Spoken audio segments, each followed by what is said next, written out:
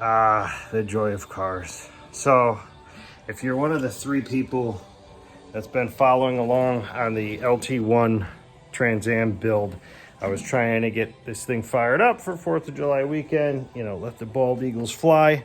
And if you've been following along, you know that I've kind of gone through the fact that the motor that was in the car, I can't tell what was wrong with it or what made it blown up. So I think I figured it out. So putting this thing together here, and this dowel pin, when I took it apart, I thought it was supposed to be out further. There's a different amount that it's supposed to be protruding depending on the year and the style of Optispark you're using, but this car should have it out further, or this style Optispark, the 94 or 5 and up, the vented style, this should be sticking out a little over half of an inch. So what I think happened is someone went to put an Optispark in this, and it looked to me by the witness marks like maybe installing it drove the dowel pin in because they didn't line it up right. Maybe they ramrodded it. I don't know. But the pin was in.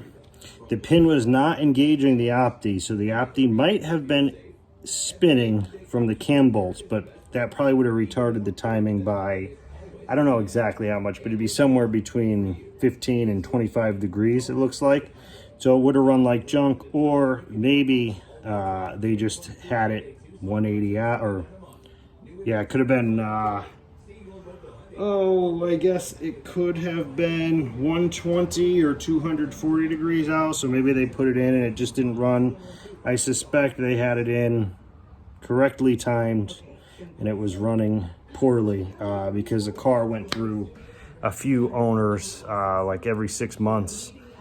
Based on the Carfax, it was changing hands like every 6 months and 1,000 miles. So I think people were buying it. Oh, it's got a big cam, and then came to the realization it was just running poorly.